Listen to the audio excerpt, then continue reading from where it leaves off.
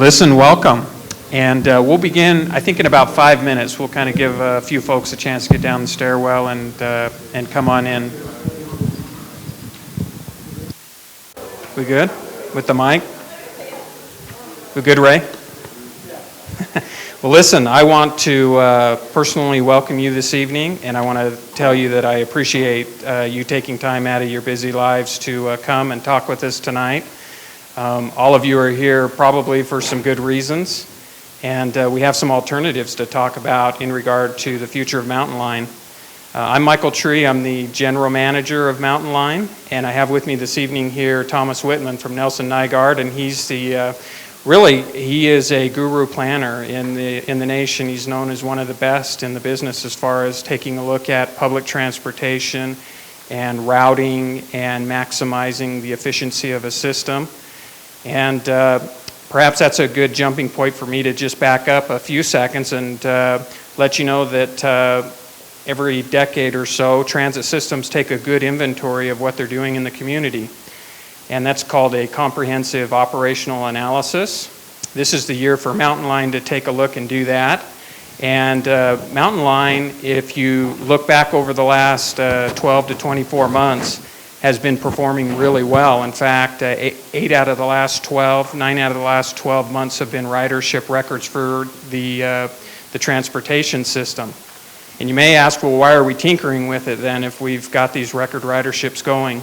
And there's a couple of reasons for that. And one of the biggest reasons is we're having a really tough time keeping the bus system on time and coordinated. It's a pulse system where it comes and goes out of the downtown area. And when one or two routes run behind, you either drag the whole system down or you leave passengers stranded at the transfer center waiting for that next pulse to happen. And I think it's running behind for a couple of reasons. Certainly the number of riders getting on and off the buses has increased, but also speed limits in the community have decreased, and also congestion has risen over the years. And so those are key reasons, I think, why the system is having a hard time consistently staying on time. As part of the look at the bus system to figure out how we can get everything in sync and running on time more consistently, the board of directors for Mountain Line have noticed and have participated in recent community planning efforts over the last couple of years. And there's been a real focus inward emphasis in the community with planning. And in that planning efforts, some of the things that have come out have been that the community wants a more user-friendly transportation system, especially in the urban core. And the definition for that more user-friendly transit system in those planning efforts was higher bus frequency, meaning buses come more often to the bus stops, and shorter trip times. And so the board of directors, wanting to complement those planning efforts, asked Thomas, as part of his work, to come up with some alternatives that would complement what's desired by the community.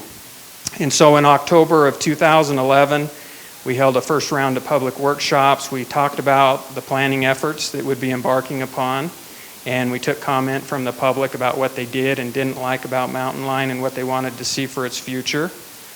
And we also took a look again at those planning efforts that the community had done in population and demographics as development shifts from time to time throughout the years. And so Thomas is back. He's got some alternatives to show you this evening. You may have seen some write-ups about them in the media. You may even have had the opportunity to go online to mountainline.com, and you might have looked at the one-page summary of them and the maps, which you have this evening in a packet. But let me turn the time over to Thomas. I think for the evening, he'll probably go over some ground rules, so to speak, in the presentation. But I think what's really important is that during the presentation, as you interact with the presentation with your keypads, if you have questions that clarify what you're about to vote on, I think those are entirely appropriate. And just experience has shown that if you have a comment, a personal comment in regard to something that you're seeing or hearing, Thomas is going to have a comment period after he gets through the questions and the interactive presentation, and it would be best served, I think, for everybody in the room to kind of hold your comments until that time. So without any more delay, Thomas, all yours. Well, okay. Can everybody hear me? All righty. Each of you, when you walked in, had got two different things, a little white clicker and a sheet that showed the summaries, some maps, as well as on the very last page of that, in addition, on the previous packages, the very last page was the comment sheet, but each of you should have received a comment sheet as well, so that you can write down comments as we go through each one of these alternatives. One of the things, too, is I want to strongly encourage you to not depend on us to write down the comments or to record exactly what your comments or concerns are, what you like or you don't like about what you're seeing on the screens here. But I would encourage you to write down your comments so that you can hand them off to us so that we can have a written record of every one of the people, of your thoughts, your concerns, and that we can tabulate those and record those in your words, not in ours. Before I go into some of the alternatives, I want to talk about some of the guiding principles of the Comprehensive Operational Analysis. And the Comprehensive Operational Analysis, or as we call it, COA, is the planning document or the planning process where we look at identifying the operational deficiencies and operational opportunities of a particular service, to conduct market research, public outreach, and then develop a series of alternatives to begin putting it all back together. So the guiding principles that were given to us by the board were as following. It was to focus inward with transit agency assets and services and complement recent community planning efforts and funding strategies to assist in producing a highly walkable and transit-friendly urban core. One of the other ones was the analysis should be taken from the point of view: if Mountain Line's fixed route system were designed from scratch today, would it take the same form with the same routing? If not, what would be different? Maximize ridership with the resources available, focusing on increasing frequency of service and shorter trip times for passengers in the urban core. And maximize public involvement, and you guys are all a part of that, and I want to thank you very much for taking some time out to come out here to this workshop. And the last one is to make the best use of partnership opportunities. So the alternatives, there's a couple, that you have in your handouts or that are up on the wall, and the ones that you're going to see on the screen were designed to reflect these guiding principles. This operational analysis is not occurring in a vacuum. There's a concurrent process, a long-range transportation planning process that's being undertaken by Missoula that has a series of goals, and those goals are and this is that the long-range transportation plan focuses not just on transit, but also all modes of transportation. And what the transit plan, both a short and long-range plan that will come out of the Comprehensive Operational Analysis, will tie into this. But some of the goals for the long-range transportation plan fit very well with the goals of the Comprehensive Operational Analysis. And those are to maintain our existing transportation systems, to improve the efficiency, performance, and connectivity of a balanced transportation system, to maximize the cost effectiveness of transportation, to promote consistency between land use and transportation plans to enhance mobility and accessibility, and to provide safe and secure transportation, support economic vitality, and to protect the environment and conserve resources. And as we go through some of these alternatives, I'll try to tie in some of these goals with each one of the alternatives. Now, none of what we're going to see, none of the suggested changes to the route plans, happened in a vacuum. There was a series of steps that we took in order to get to where we are right now. One of the first things we did was to take a look at existing route performance. We looked at where ridership was happening on every trip operated by Mountain Line on Saturdays and as well as weekdays. We looked at the running times, where are on-time performance problems, and specifically what time are they happening. We looked at the transfer patterns. What is the pattern of interaction between the different routes to understand what those patterns are and begin looking at, are there opportunities to make things operate better? Two things stood out from taking a look at the existing system. On-time performance is a real problem. And Michael had mentioned that the system operates in a pulse system, and what that means is that all buses come to downtown at the same time, and they all leave, so you have the opportunity to transfer from one bus to another with a minimal wait in between. If one route operates late, it can negatively affect all routes, and it's a cascading problem. So once one route comes in late, then all the rest of the routes are a little bit late, and then they go back out, and then they come back in, and they're still a little bit late, and it's a compounding problem throughout the day. One of the other issues was that there's a series of lower performing routes, and the question is, what do you do about these? And so how do you enhance the performance of these routes, or can you, is the question.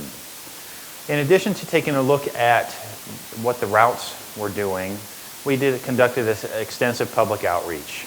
We held a series of focus groups. We did an onboard survey in October where we got over 1,200 responses from existing riders.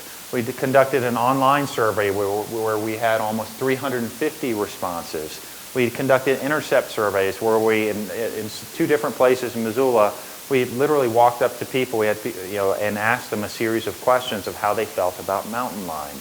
And then we had in October, had a series of public meetings where we received over 171 individual comments back from that.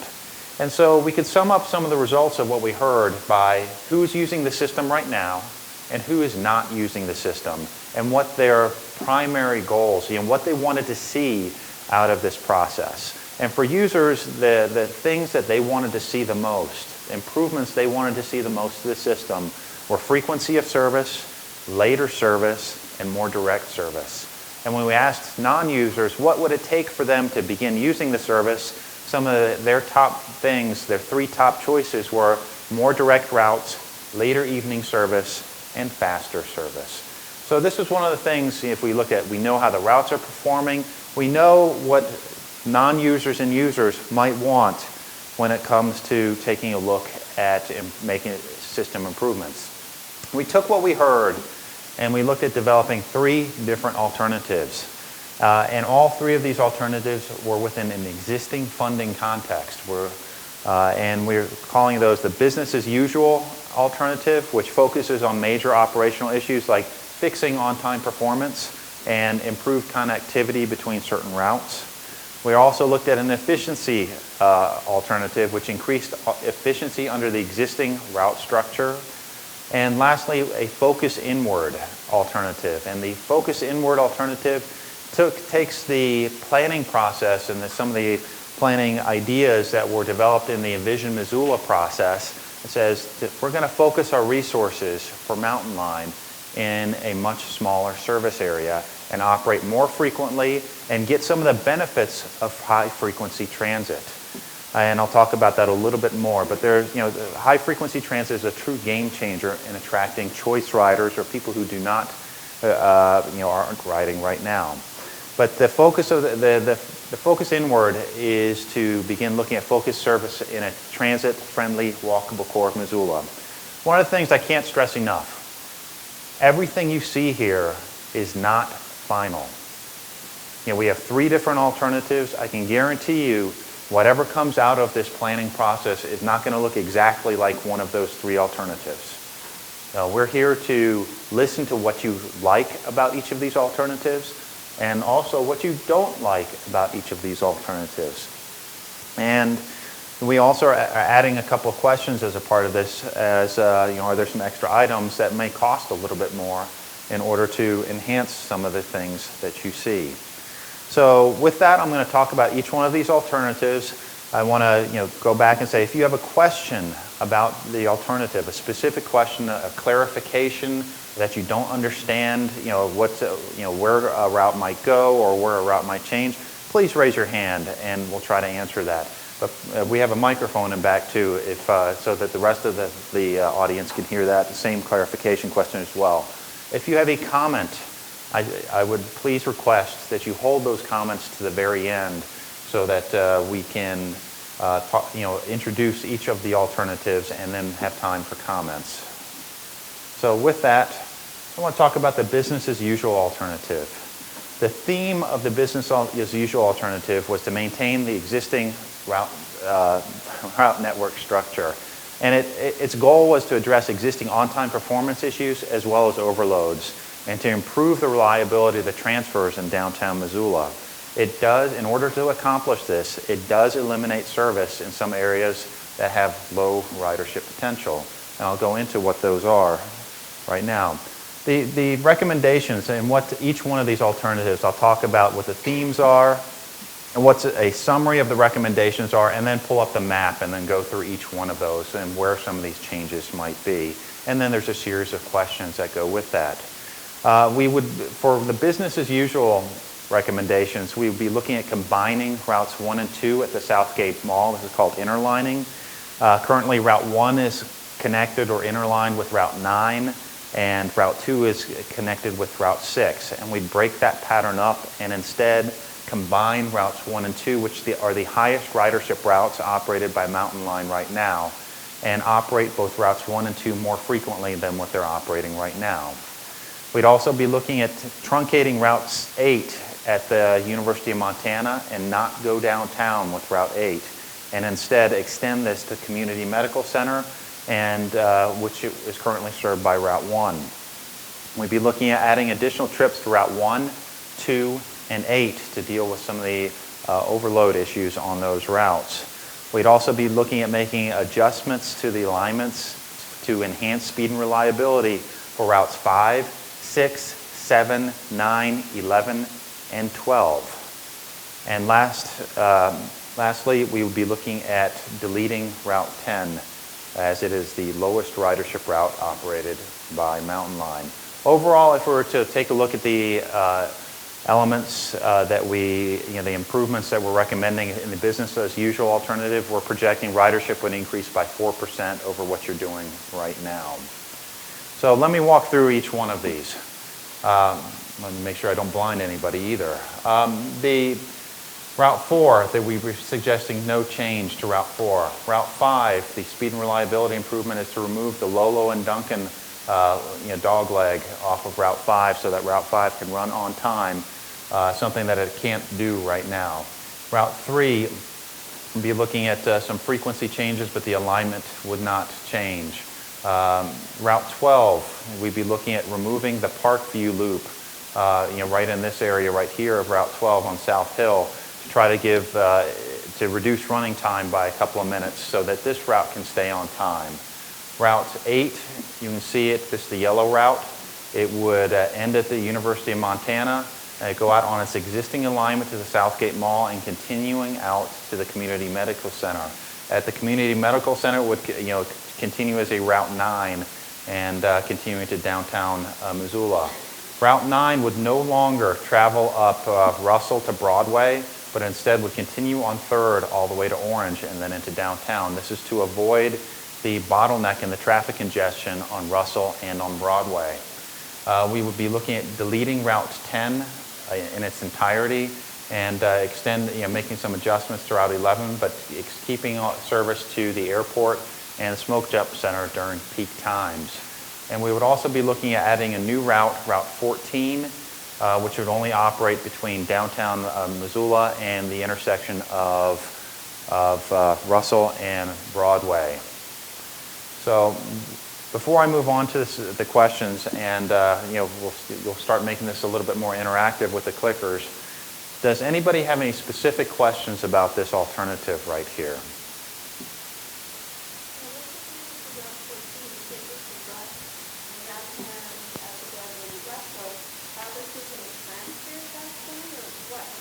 The Route 11, the idea behind why is Route 14 included in this?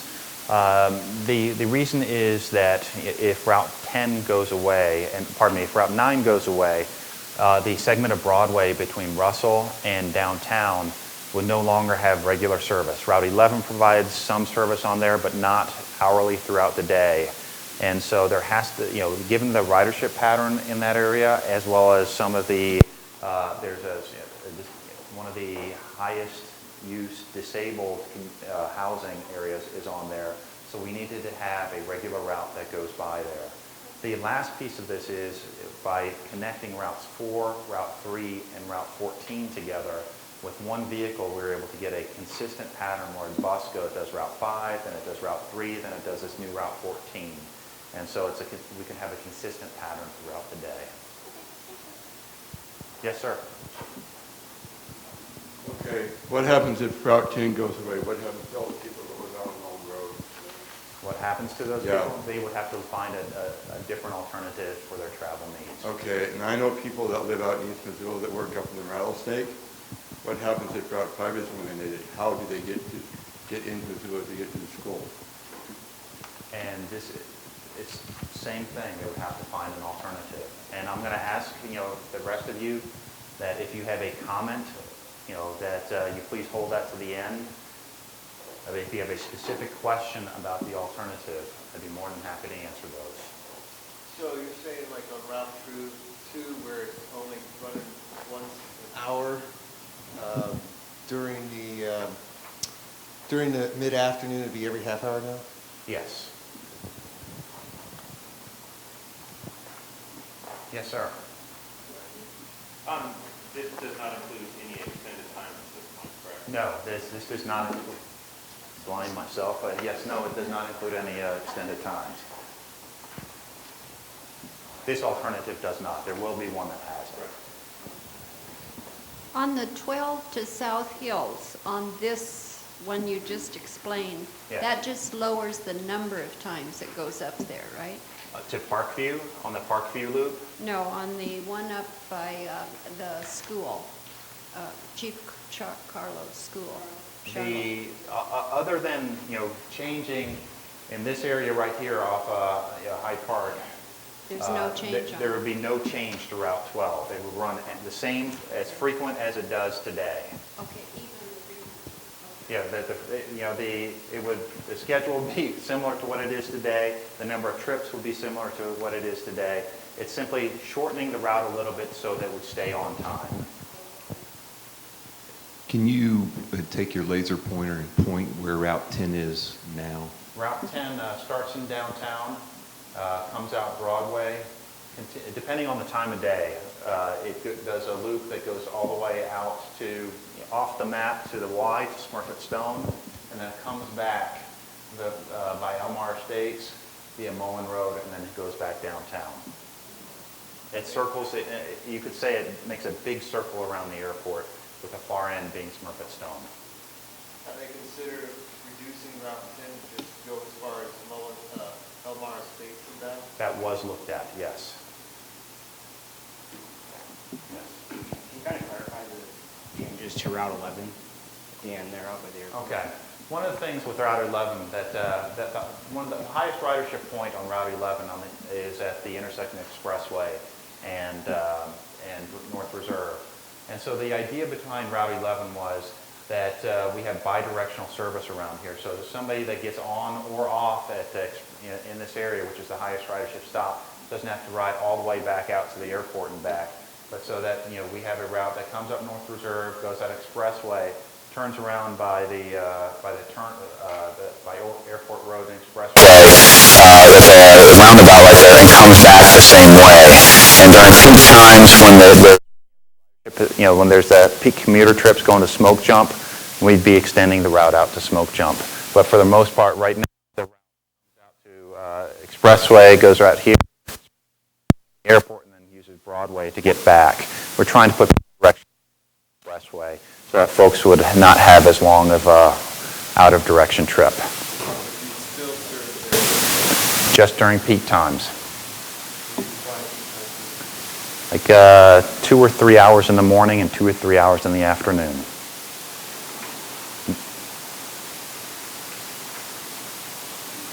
Okay, this is where the clickers come into play. Each of you have a clicker right here, and you'll see some numbers associated with this. And there's, at the very top of it, under the little screen, there's a 1, 2, and 3. And so each of these questions right now, we're going to ask you, how do you feel about it? And answer number 1 is, I support this alternative, or I support this question. I don't like it, but I can support it. or this is terrible. I just don't support it. That's number 3. So in each one of these questions, you'll have a choice of 1, 2, or 3, and then you hit your button, and you'll be able, and then after, I'll give everybody some time to answer that question, and then we'll be able to see how people feel in the room right now about each one of these alternatives. Yes? Should we take into account the other alternatives? So if we like another alternative, one could say, we don't support this. That is absolutely, I can't answer that question for you. It's either, I look at this, So they're not mutually exclusive. They're- We're gonna just,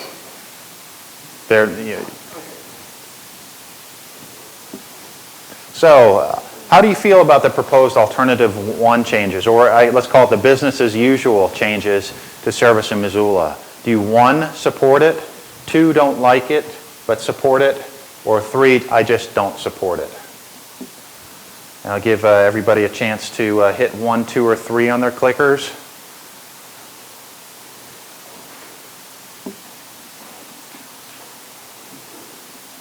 It gets people are a lot fat. This gets easier as the time goes on. All right, give everybody another couple of seconds. And one of the other things too I might want to add, you can only answer once. So clicking repeatedly is not going to change it. I lived in Chicago. I know how this works. So this is what the support is for this. 28% support it, and this is going to be consistent for every one of these right here. The far left bar, the darker blue one, is going to be the support. The middle one is going to be the I don't like it, but I can support it. And the one on the far right is going to be the I just don't support this. And by the way, all these answers are being recorded. So not by who's holding it, but the overall results are. How do you feel about deleting Route 10 and using these resources to improve service on routes 1, 2, and 8? Do you 1, support it? Do you 2, don't like it but support it? Or 3, don't support it whatsoever? Yes? I wanted to clarify, these answers are somewhat exclusive of the business as usual overarching. In other words, we could like this exclusively and not like anything else about this part. Absolutely, and that's why when we ask the question, do you like the alternative? That's one answer, but then we're trying to determine through a series of additional questions, are there things that you like about that alternative or don't like about that alternative, to try to drill down, so that we try to figure out, it's not just do you like the alternative as a whole, but what are specific elements in there that you may like or not like. So the answer, you may absolutely dislike alternative 1, but you may like this, or vice versa. You may like alternative 1, but this is a deal breaker for you. Have you guys... Hi. Have you guys considered doing any sort of van, just something smaller than a bus, to still allow some service on Route 10? There are things that have been discussed, such as van pool, and the van or smaller vehicle, it costs almost the same to operate. It's the operator, the driver, is the expensive piece of this. Yes, on Route 10, gas is actually a bigger factor because of its length. It's almost twice as long as every other mountain line route. But it's really the operator is the big dollar ticket on that. So whether it's a smaller vehicle or a bigger vehicle, certain costs are the same. So I'm going to give another couple of seconds right here. One other thing, if you don't feel like you have an opinion on this, you don't have to vote on each one of these. So that's one other piece. So we'll see what folks think.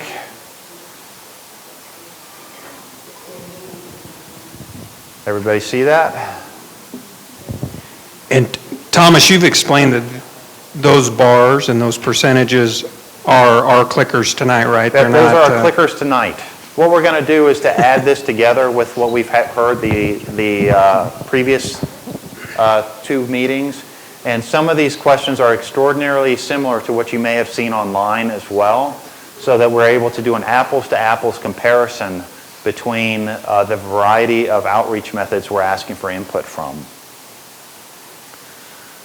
How do you feel about shortening the alignments for Route 5? Yeah. Thomas, can you read the results for those of us who can't see the screen, please? I cannot go back after, yeah, from now on. I'm really sorry. How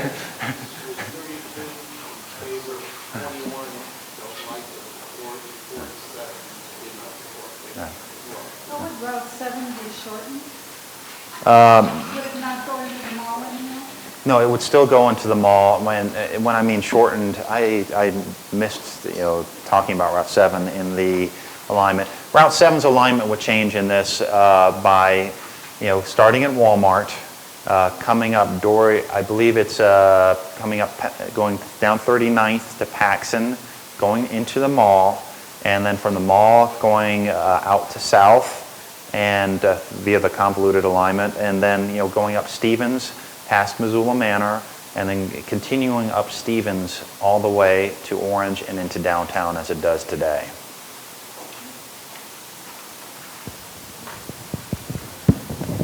How would the Route 5 alignment change with this? With this, the Route 5 alignment would, the Lolo-Duncan segment of the route would be deleted.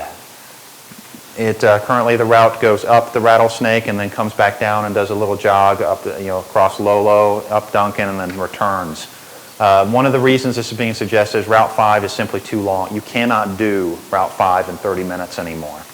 So, the question is, what do you do? And by removing that segment or reducing that segment, you impact the least amount of riders in the Rattlesnake.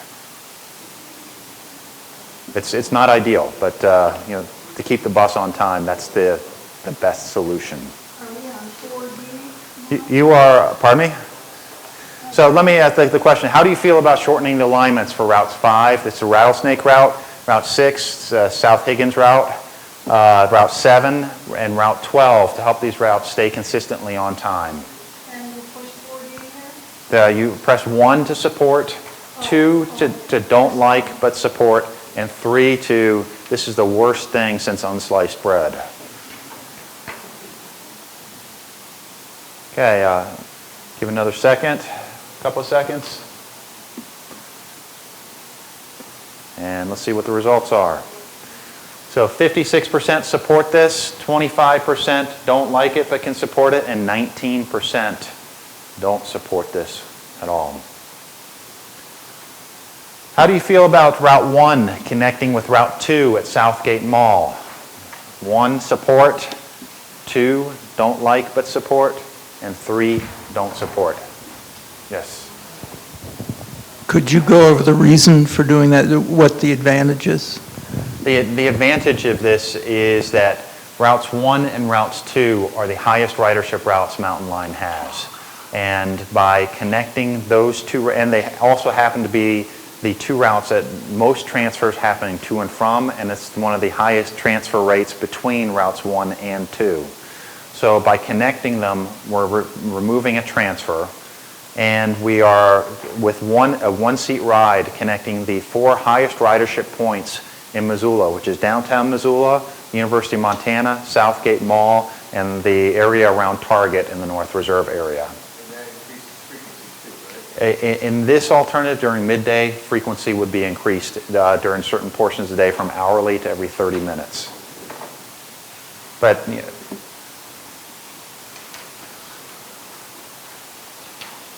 everybody answered? All right, another second.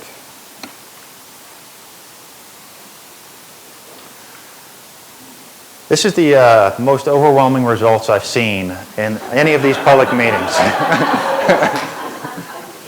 97% support this. Nobody doesn't like but supports it, and 3% don't support that. Given that there's 35 people in here, I'm going to press a button right now and see who that one person is that answered that way. How do you feel about Route 8 being extended to Community Medical Center and replacing Route 1 between Community Medical Center and Southgate Mall and instead ending at the University of Montana campus. If you're on Route 8 right now and you went downtown, you would have to transfer to get downtown, or you could ride Route 8 toward Community Hospital, and that route would continue as Route 9 and would come down. Yeah. The vast majority of people riding Route 8 right now get off at the university.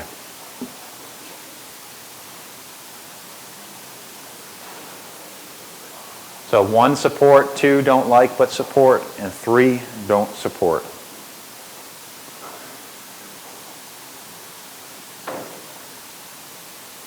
Okay, a couple more seconds.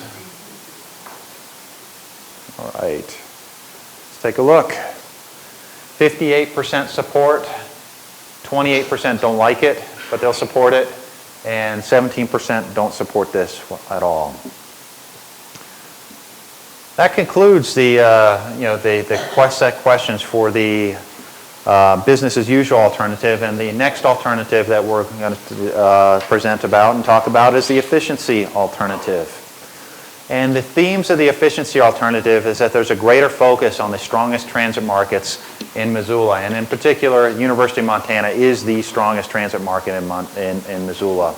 It improves service levels to some of the strongest corridors, and it improves schedule consistency among several routes. And it also, in order to achieve this and pay for this, it also eliminates areas that have lower ridership potential, but it retains more geographic coverage than the third alternative we'll be talking about later on. So what are some of the things that would occur as a part of this?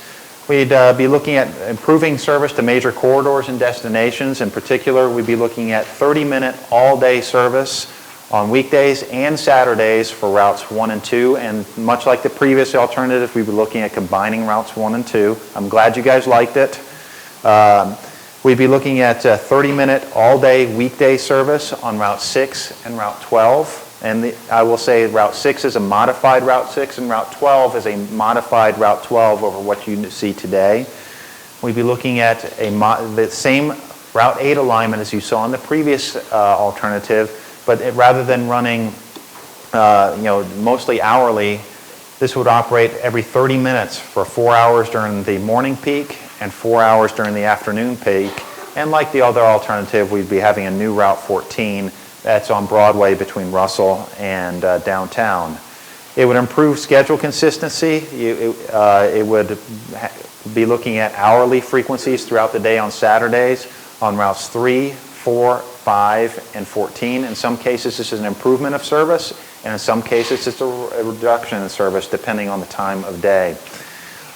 We'd be looking at restructuring service to have more routes to serve the University of Montana directly. In particular, we'd be looking at having Route 6 and Route 7 realigned to go by University of Montana, so that the folks going to and from there, both employees, students, faculty, and staff, would have a one-seat ride there, as well as improved frequencies to Route 6, 8, and 12. And this alternative would eliminate service to 2 routes in its entirety, and those would be Routes 9, the Target Range route, as well as Route 10, which is the Mullen Road route. By doing this, we estimate that we would increase ridership by 11% over what is operating right now. So let me show the map and go through each one of these. Route 4, the alignment to Route 4 would not change from what it is today. For Route 5, as in the previous alternative, the Lolo-Duncan loop, and just in the middle of it, we'd be looking at removing this. Again, it's to keep this route on time. Route 3, the alignment would not change. Route 2, the alignment would not change. The frequency of Route 2 during the midday would improve to every half hour throughout the day. There would be no more hourly service on Route 2 during the midday. Route 11 would be the same alignment as the previous alternative, to have bidirectional service on Expressway with the extension to the airport and to Smoke Jump. In the South Missoula, there's a couple more changes associated with this. South Hill would be served by 2 different routes instead of 1 route right now. And let me walk you through that. Route 12, it would be truncated so that it would start at the University of Montana and then come down Higgins, go up to High Park, and then come back down via Bancroft and Benton, and so to back to the university. So it would be a much shorter Route 12 that would connect the Whittier Loop with the University of Montana every 30 minutes throughout weekdays and Saturdays. The other side, the other part of the South Hill area would be served by a revised Route 6 that would start, do the same loop that Route 12 does, come on 39th, go up Russell to Mount, at Mount and Beckwith, cross over to Arthur, come up to Arthur to University, and cross back to Higgins, go past Hellgate High School into downtown. Route 7 would be realigned so that it would start at Walmart, come across on 39th to Dory Lane, go past Kmart, go up Brooks to the mall, continue up, up to on Stevens, all the way up to the 5th Stevens to Orange to the 5th, 6th pair, and go to the University of Montana, and then continue on to downtown. So there would no longer be service on Orange between downtown and the neighborhoods to the south of the river. These folks would have go through past the university in order to do that. And as you can see, the target range area right here, there would no longer be service. And also, as it's actually in all alternatives, Route 10, which is service up the Mullen Road corridor, as well as up the Broadway out to Smurfit Stone, would be deleted. So it's a lot to throw at you right now. So let me just start off by saying, does anybody have any questions about some of the alignments right here?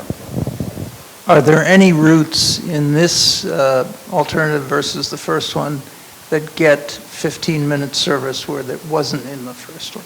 No.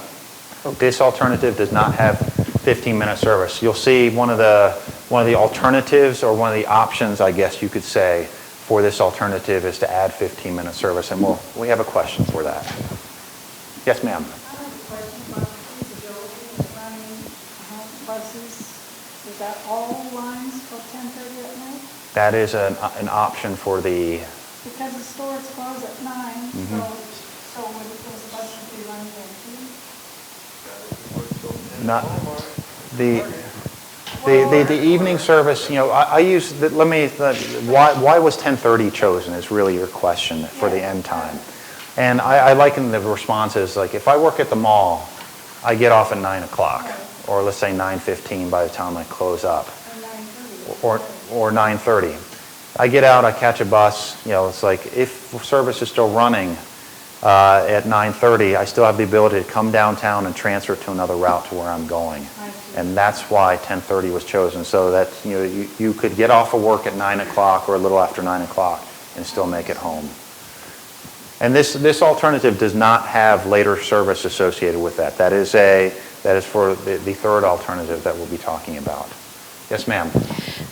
Does the improved efficiency imply that at some date in the foreseeable future we'll be expanding service, maybe back to those areas that are going to lose it in these alternatives? Nothing precludes adding service back into other areas.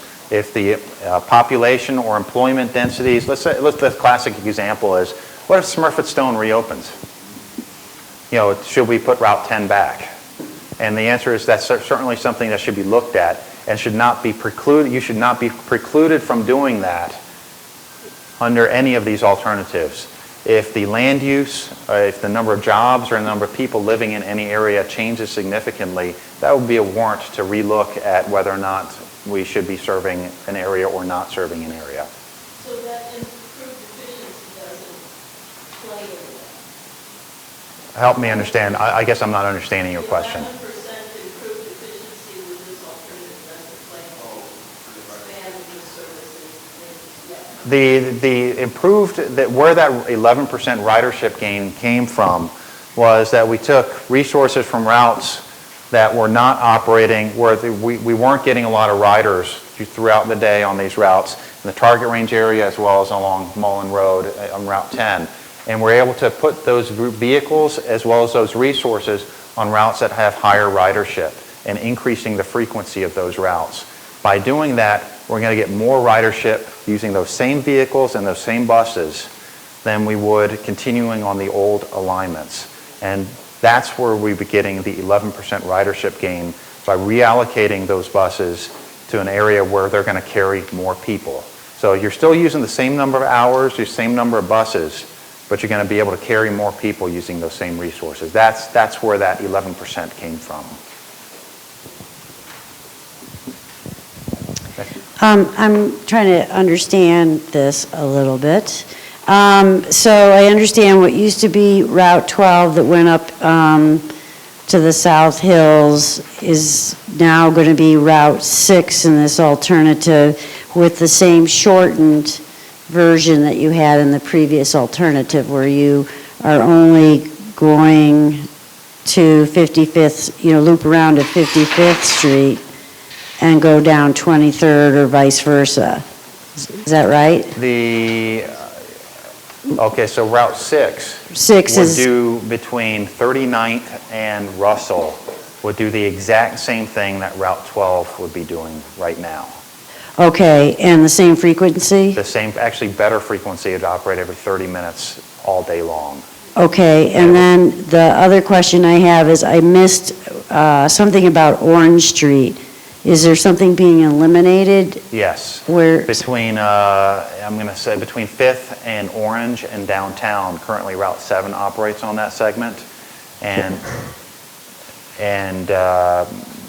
We'd be looking at having Route 7 operate to downtown via the Adams Center at the university, rather than coming up, crossing the Orange Street Bridge. Okay, I'm still not clear. For example, Missoula Aging Services is on the corner of Stevens and Florence and is served by, I don't remember what bus it is. 7. So that's not going to change. I believe that intersection is south of 5th, and it would still be served. Yes, it is south. Okay. Yes, ma'am. I'm seeing just a visual from the map that we're pushing a lot of service over to Van Buren and very limited service going up Russell or Orange. Are we concerned at all about pushing that traffic that direction as far as future congestion? On the whole right here, you're talking about adding maybe 4 buses an hour on Van Buren. In the whole scheme of things, given what the traffic levels are there, it's insignificant in the whole scheme of things. What you did say, however, there is one, compared to what there is today, there's one less bus on Russell. Right today there's Route 2 and Route 9. Right now you're only, in this alternative, you'd only see Route 2. And on the Orange Street Bridge, Route 7 currently goes up and down that, and that would be using the Van Buren Bridge right now. Or Madison Bridge, pardon me. See, Van Buren's a little bit. I don't think a bus has used the Van Buren Bridge in quite some time. So I guess just to play off what the other lady was saying, if things change, if we get funding to redo Russell and the Russell Street Bridge, that maybe realign that direction. Absolutely, and there's no question that there's big plans for Russell. There's big plans, redevelopment plans, as well as fixing a bottleneck right now. That we did not anticipate that happening in the next 5 years. So that's when we definitely say once some of those things are completed, you'll want to take another look at this. And some of the changes that are suggested here may make sense, or they may no longer make sense due to new development patterns. If there's 400 people or 500 people, new units being constructed right in this area, I think it changes the dynamic of how the service looks in that area. Is 4 to be eliminated?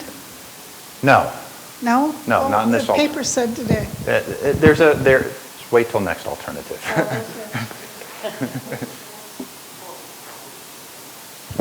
Another question is the, I'm not clear, Clark Fork, Riverside Manor, will that continue to be served under this alternative? Clark Fork Riverside Manor is, it's one of those things where it's, right down here, and we can actually align either Route 11 or Route 14 to do that. That's a great comment. Okay, because a lot of what I'm seeing is this is, focusing on the university and its usage, and wondered where the demographics play in when we're looking at an aging population, and they're going to be equally wanting to have access, and so I'm hoping that we're not going to drive a lot of these changes just because the university is a majority currently. Has that been considered? The demographics? Yes. Environmental justice factors such as demographics, income levels, and auto dependency were all things that were looked at as a part of this. Yes, they were. Yes. After winter, in the summertime, you can't depend on the university students to run the ones and twos. Absolutely. It's just when it's cold. Mm-hmm. And they're probably more fit and able to walk than Kynal routes that serve old and very young people. That was my question about the demographic. Your Route 11 goes up Expressway, but Westview Trailer Park has almost 400 homes there, and that's over a mile to get to the nearest bus stop. Right. Why wasn't that in consideration? Just like Elmar State off Mullen Road. I don't know how many. And the trailer park you're referring to is like right up here, correct? Near Reserve and 9th, yes. Near Reserve and 9th. Yes. And it's basically lower income. North of that. North, right here, the one that's up on the hill right here? Yeah. There's no easy way in and out of there for a bus. The streets aren't designed for, I yeah. realize that, I can see that, but I don't know why 11, I don't know how you get it turned around, but you go up and loop. I went up there to try to find something to do up there, and I didn't see. Figure that one out, and just always wondered why. I know what you're saying. Yeah. I can see them going up Yeah. the speed bumps. Okay, I see on the map that bus 7, once you reline it, it would not serve Missoula Manor anymore. And there's a lot of ridership from Missoula Manor on bus 7. That is one of the things that, coming out of here, we would be looking at, in the map, you're absolutely right, and this is something that we've heard, we would be looking at, coming across to Stevens and using Stevens to go north. So you would be on the west side of Missoula Manor. And so Missoula Manor would still have a bus going by it. It would not be on the same side of the same street that it's on right now, but it is on the same block. Okay, let me, My question's about the 11. It currently stops Airport Boulevard for all options, correct? Or all alternatives here? Just 2. Oh yeah, and then okay. But for these 2, was it ever looked at to, instead of going along the highway up to the Smoke Generator Center, to keep going along the expressway and serve those businesses like Big Sky Brewing and the developing businesses out there, instead of just going along the highway where nobody's going to ride it at all from that section? Well, that was actually one of the reasons we wanted to go bi-directional along the expressway, to stay off the highway, because nobody will ride on the highway. And we had the turnaround right here because we felt that's as far as we could go and make it back downtown in 60 minutes. If operating experience shows that we can go a little bit further and have a turnaround, that's certainly something we could take a look at. Yeah, I'm kind of just talking about on even the routes that are just going to the Smoke Jumper Center, as far as that. Because I currently work out there past at Blue Marble, which is just past Lithia on the other side, and the bus goes down Airport, so we always have to cross the railroad tracks and then the highway to catch it at the airport, or go down to the Harley shop when the bus could go down the expressway when it's already going that far. Can you make sure to write that down in the comment sheet? Thank you. So we're going to use the clickers again a little bit. So now that we've had some question and answer and some clarification on the efficiency alternative, how do you feel about the proposed efficiency alternative? Do you support these changes? Do you don't like them but support them, or you just simply don't support them? Press 1 for support, 2, don't like but support, and 3, I don't support them.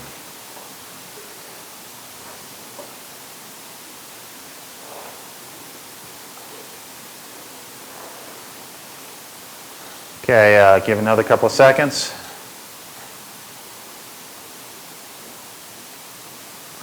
And it's 19% support this, 38% don't like it but support it, and 43% don't support this alternative. So let's drill down a little bit and start asking a couple of questions as to why.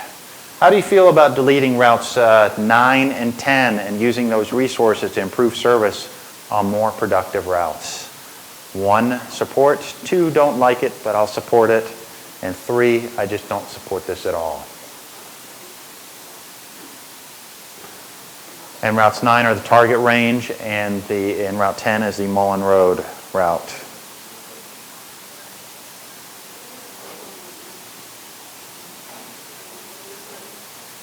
Okay, give you another couple seconds.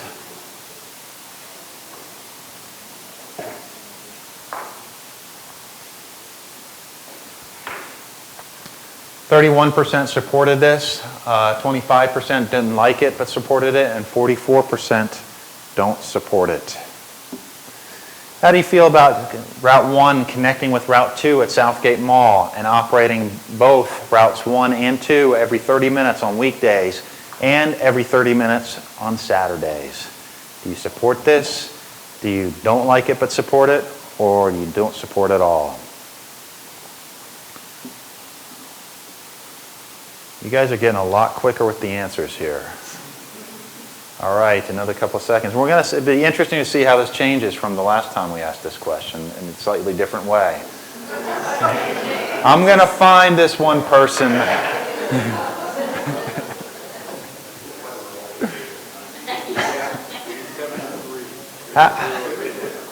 How do you feel about Route 7 serving the University of Montana campus directly? Is this something we should be doing? Do you support Route 7 serving the University of Montana campus directly? Do you support it, but don't really like it but can support it, or you don't support it at all, which is number 3? Yes.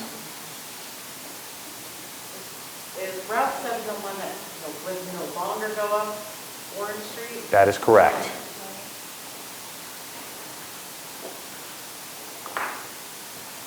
She just asked if Route 7 was the one that no longer went up Orange Street. Okay? Let's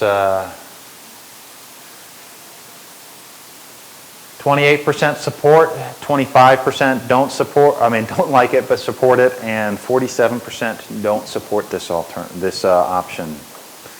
How do you feel about Route 6 serving South Hill and the University of Montana every 30 minutes? But not going into Southgate Mall directly. Currently Route 6 does go into Southgate Mall. By making the change to go up South Hill, the route would continue between a straight shot from 39th to Mount. It's a couple blocks from Southgate Mall, but it would not go into the mall. How do you feel about this route change? Do you, 1, support it, 2, don't like it but support it, or 3, don't support it?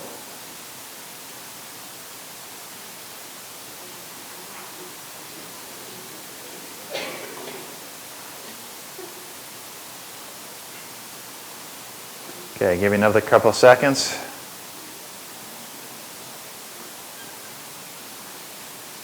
That would be 53% support this, 31% don't like it, but they can support it, and 16% don't support this element. How do you feel about Route 12 serving South Hill and the University of Montana every 30 minutes, but not serving, and I might add this is a modified Route 12, a shortened Route 12. That would serve South Hill or the Whitaker Loop of South Hill and the University of Montana every 30 minutes, but not serving downtown Missoula. Do you, 1, support it, 2, don't like it but it can support it, or 3, don't support it at all?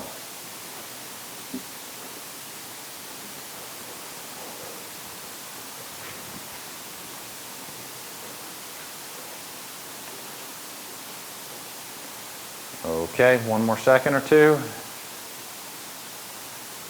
50% support this, 29% don't like it but can support it, and 21% don't support this. And this is a question that somebody asked here earlier today. It's what about can routes 1 and 2 operate every 15 minutes in this alternative? Well, we looked at what it would cost in order to do that. In order to create a high-frequency service in this alternative, as an option, we'd be looking at operating routes 1 and 2 every 15 minutes throughout the day. This option would cost approximately $920,000 annually, but it would increase ridership system-wide by 27% more than what's been done today. So overall, if you combine this with the other alternatives or the other enhancements or changes to the efficiency alternative, you're looking at a 38% increase in ridership over today's levels. Would your cost, the cost of what you do, or do you factor in how much you're increasing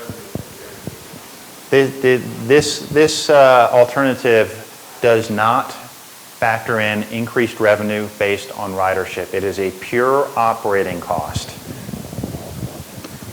And we wanted, the reason for this is we wanted to be conservative, to say at the maximum, this is what it's going to cost.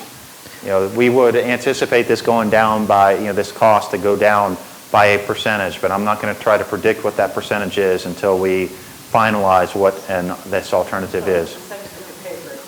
This cannot pay, no, you'd be looking at 10 to 15% reduction at best. Oh. At 10, I'm sure, 15% would be optimistic.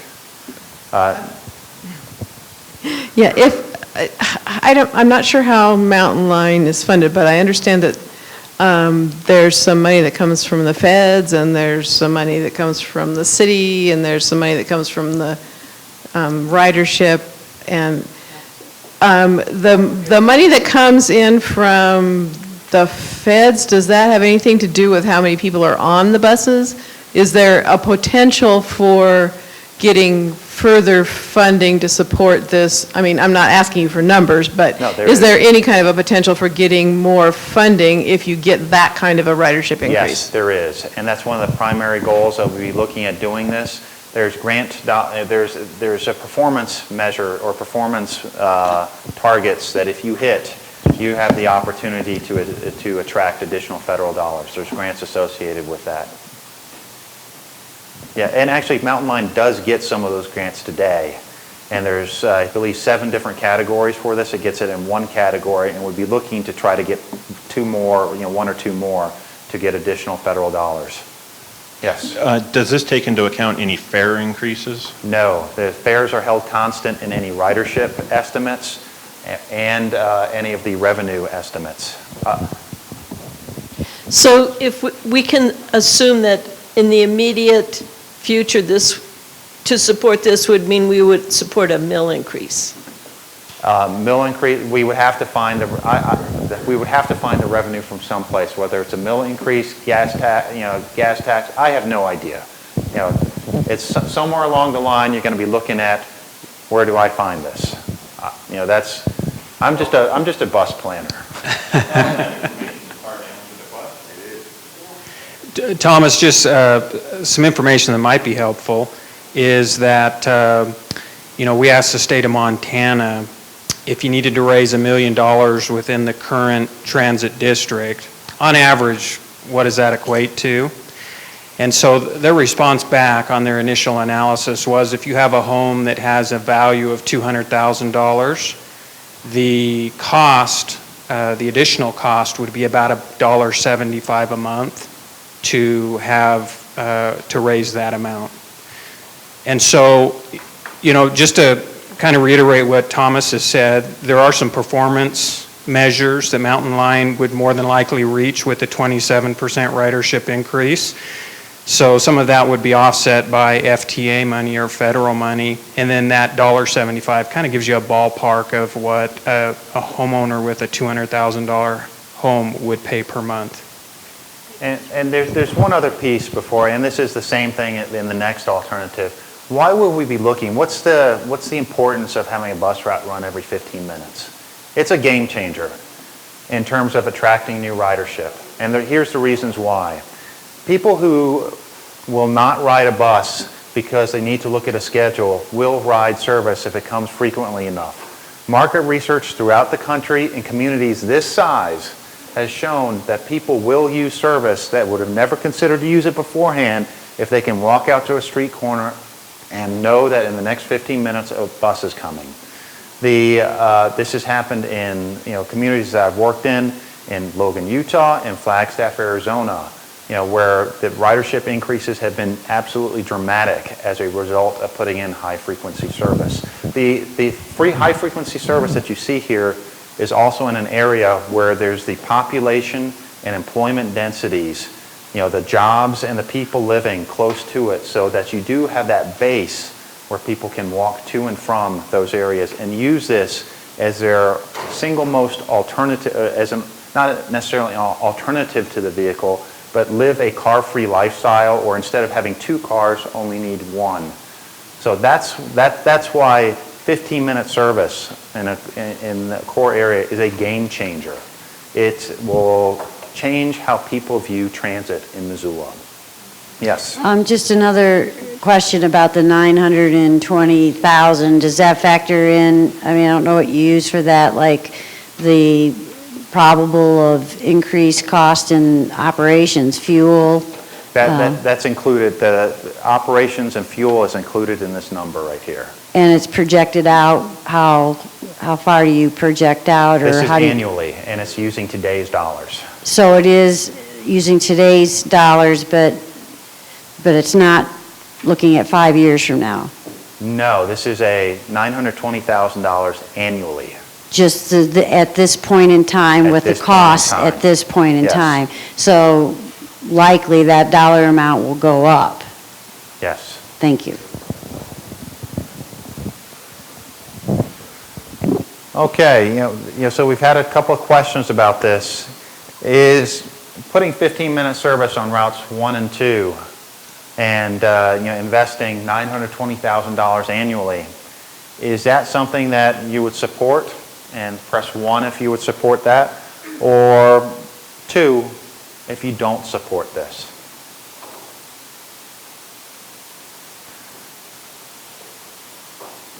We'll wait another couple. Let's take a look. 65% would support this, and 35% would not support this. So let's move on to the next alternative. This is the one I think is really fun, and that I'm sure you guys are going to have some fairly strong opinions on. It's the focus inward alternative. And this alternative would focus service only in areas that generate the highest levels of ridership. It would provide the highest level of service to the most productive corridors of Missoula, and it would reduce and eliminate service to areas with low ridership potential.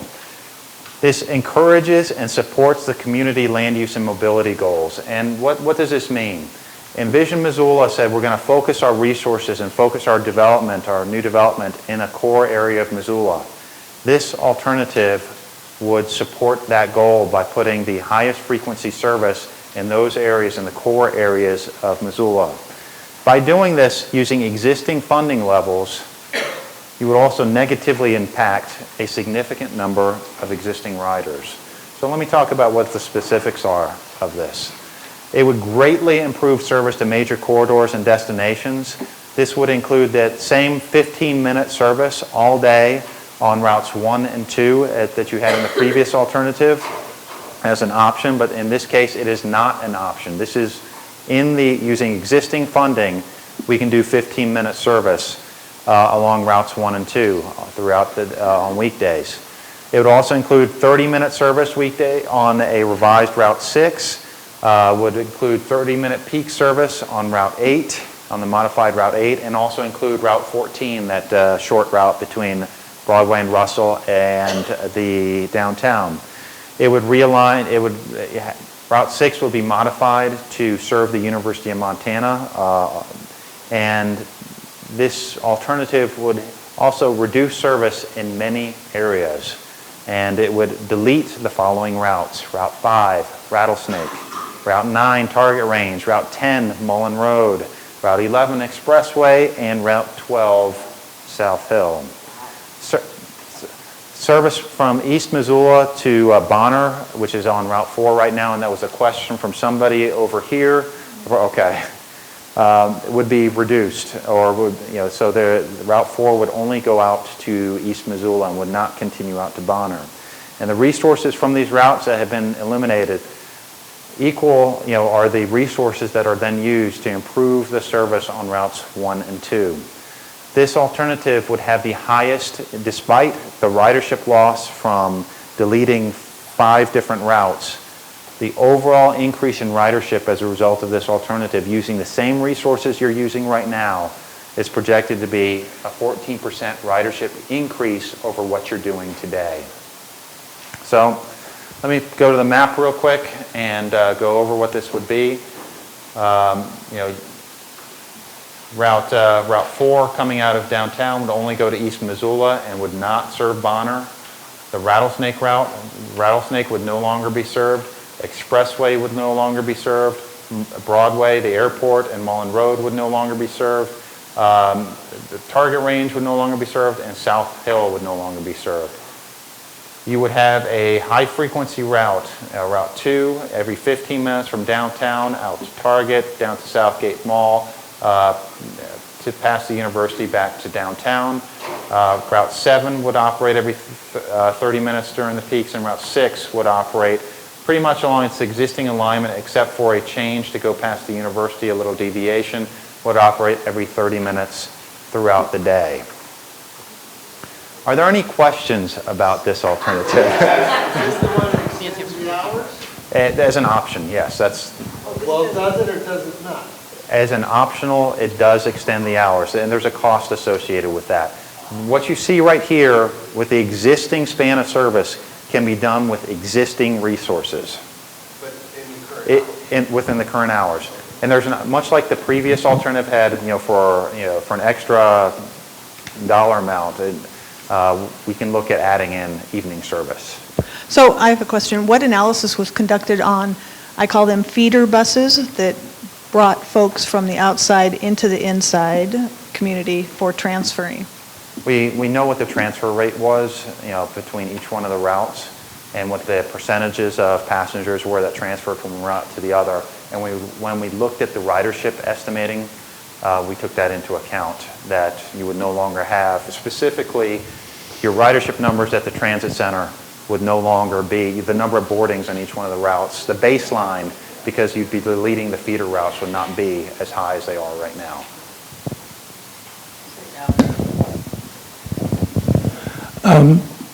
Are there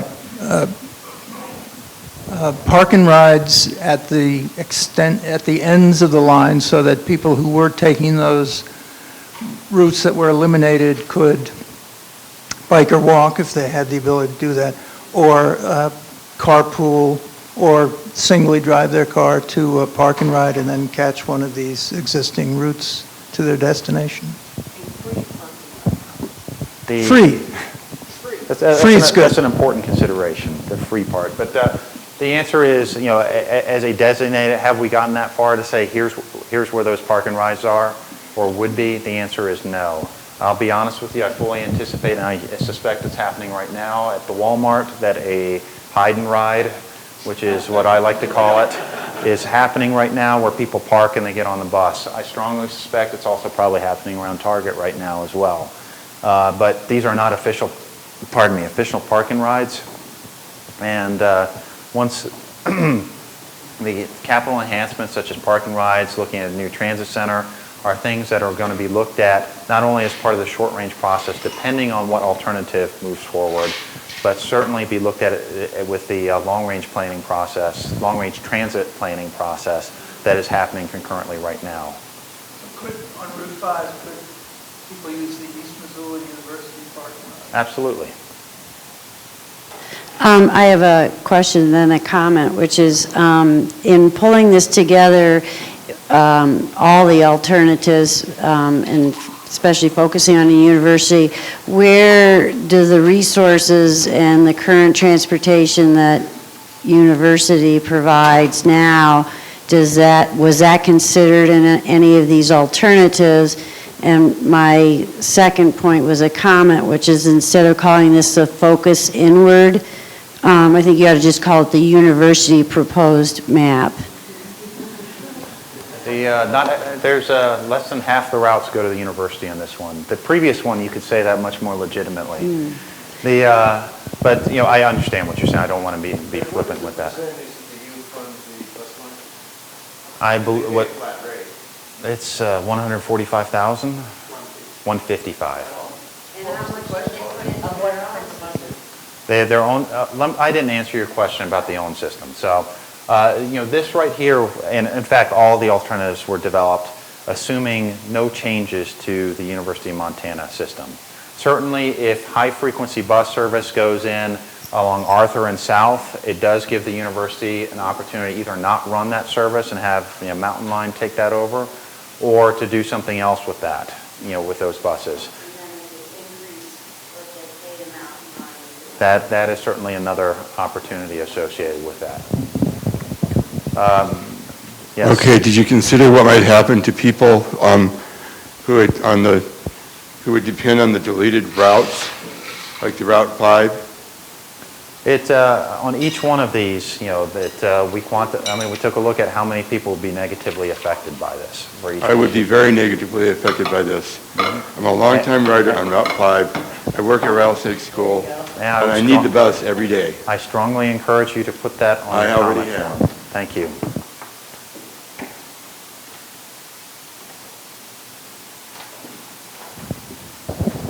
Hello. I showed up late, so maybe I missed a couple of questions, but I'm Nathan Howard, the homeowners board president for Elmar Estates out on Mullen Road.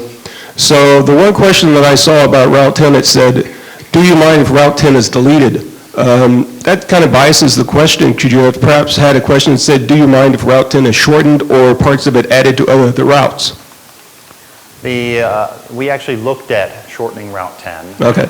We looked at what we could do with Route 10, and there is, if you look at the population, it's really in the outlying areas, the population density along Route 10 is, I'm going to flat out say, it's insufficient to support fixed route bus transit. That does not mean that is insufficient to support transit service, but to have a big bus go out there repeatedly throughout the day is not the right solution for mobility for folks for that area. The number of the housing units that the standard is, you need at least 5 units per acre to support fixed route transit on an ongoing basis. And the loop from, starting at North, let's just use the Reserve as a cutoff line, that entire loop, it comes nowhere close to that. And then you see on Route 10, and this is on some of the other routes, it's the exact same way. There's 1 or 2 trips that do pretty good. I mean, I'm not going to say great, but there's people on them. But throughout the rest of the day, 3 people are being carried by that trip. 2 people are being carried by a trip. And so you have to take a step back and say, is this the most effective use of resources, of transportation resources here? And that's why the decision where you see Route 10 not being on any one of these alternatives, it's because the ridership potential for Route 10, specifically the outlying areas, is insufficient to regularly support fixed route transit. Okay. I talked with iRide, just to get a specific number, and they said, so far as they know, only 8 or 9 people ride that bus on a regular basis. So I'm not saying it would justify a bus. But how do you know if the number of potential riders changes? If no one's riding the bus, how do you know how many people might potentially ride the bus? If there would just have to be a huge increase in the number of housing units per acre? That's pretty much it. Or a major employer comes along there that would change the dynamics of that route. There's a limited number of people. I mean, by definition, there's a limited number of people who can access that bus via walking to it. The market shed for that route is absolutely limited by the number of people living along there. And that's why I can say, Route 10, the ridership on Route 10, or for that matter, any of the routes here, can improve. But there's an upper limit to how much they improve. And there are certain areas in Missoula where the population and employment density will make it much likelier candidates for ridership to go up than in others. And that's what we're seeing.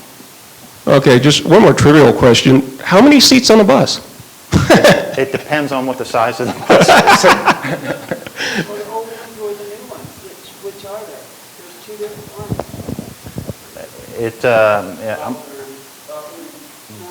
I disagree. There's 22 on the new ones and there's 24 on the old ones.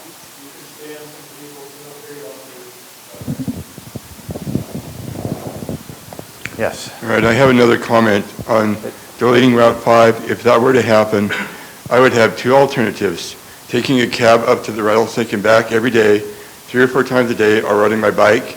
And I don't ride a bike in the winter.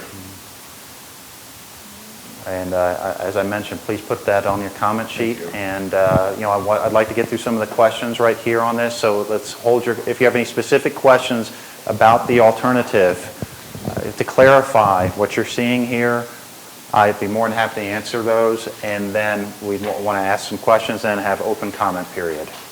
Yes. You have another service where older people can call up and get a ride out to their house. I think it's $3 round trip, almost anywhere. Yes. Would that service be available to people way out at Bonner or way out Route 10 or way out these routes that don't support a bus route? That is something absolutely that can be considered. I think. And do they have to be disabled or low income, or can that be for anybody? There's 2 different types of services. One of them is senior van, where you do have to meet a certain age requirement, and the other one is the ADA. It's Americans with Disabilities Act Complimentary Paratransit Service. So ordinary people couldn't access Yeah, ordinary people cannot access those. That. Yeah. So that's why you need the service. Okay, let me go through. Yes. Lost connection just a second ago. When we push the button, it goes yellow with broadcast. Will you vote on? Okay, let's try right now. Oh, you're on. No, I'm on. It was a trick question. How do you feel about the proposed focus inward alternative, about these changes? Do you support it? Do you don't like it but can support it? Or you just simply don't support it whatsoever? Number 3. That was the quickest answer of all of you guys so far.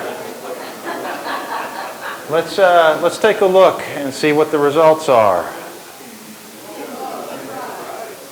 This is actually the best showing of this alternative so far. So let's talk about some of the details of this. You're at 16% support? Oh, pardon me, 16% supported. I think it was 3% or 4% didn't like it but supported it, and somewhere around 71% didn't like it. I'm sorry. How do you feel about Route 1 connecting with Route 2 at Southgate Mall and operating both every 15 minutes, both routes 1 and 2 every 15 minutes on weekdays and every 30 minutes on Saturdays?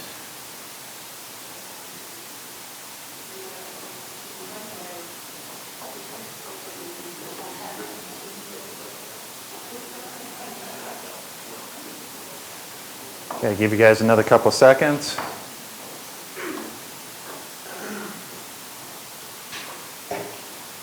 All right, let's take a look. 69% support this, 14% don't like it but support it, and 17% don't support it. This is almost a reverse, identical reverse of the previous question.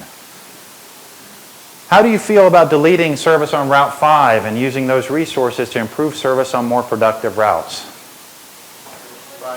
Route 5 is a rattlesnake route. Thank you for clarifying that. 1, support. 2, don't like but support. And 3, don't support.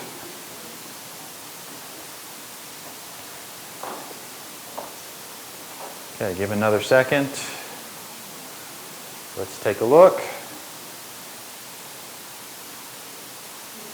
And that would be 5% support this, 22% don't like it but support it, and 73% do not support this.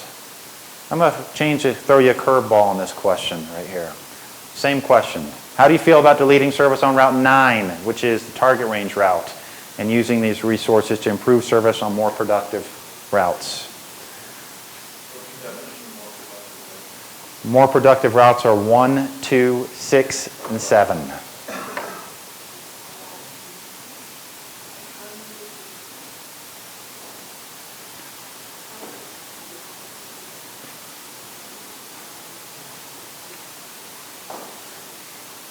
Okay, give another second.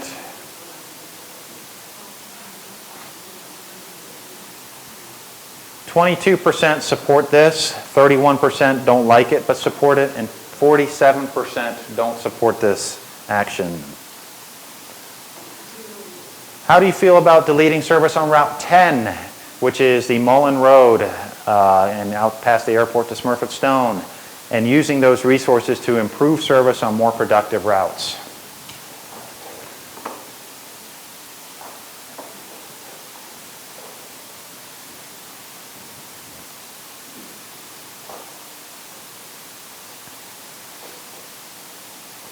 Okay, another couple seconds.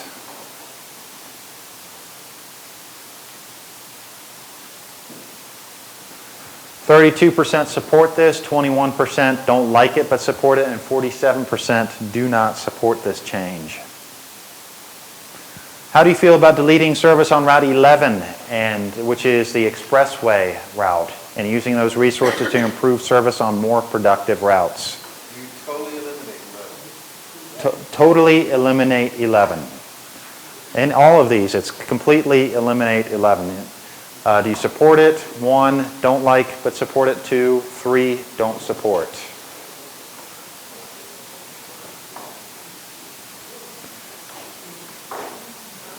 Okay, we'll wait another second or two.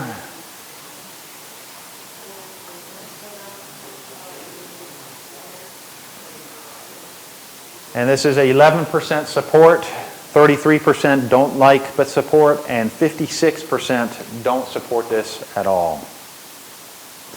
How do you feel about deleting service on Route 12, which is the South Hill route, and using those resources to improve service on more productive routes?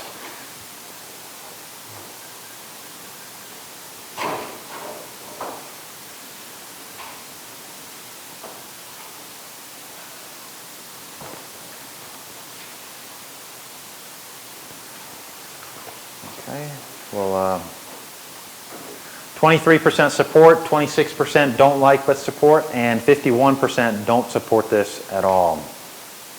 How do you feel about Route 6's frequency improving to every 30 minutes all day, and also serving the University of Montana's campus?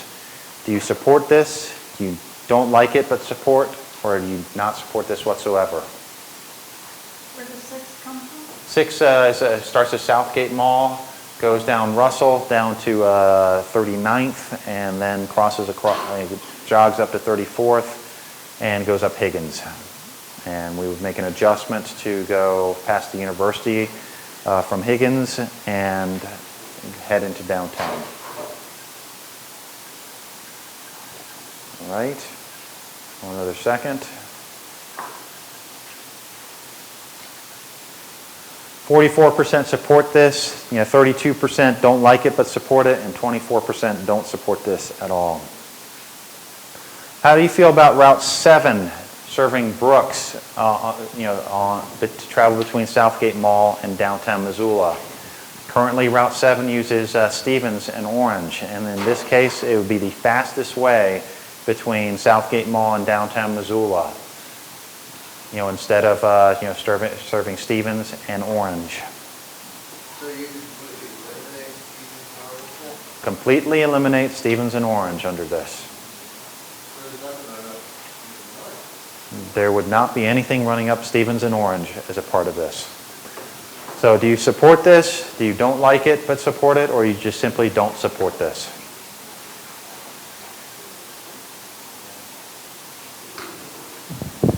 Yes, ma'am.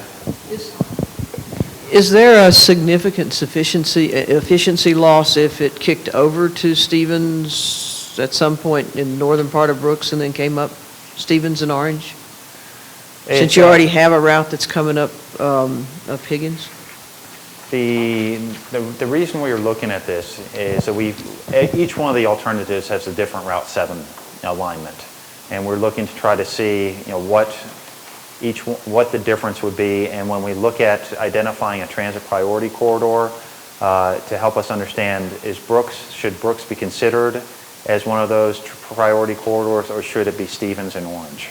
That's what we're trying. Let's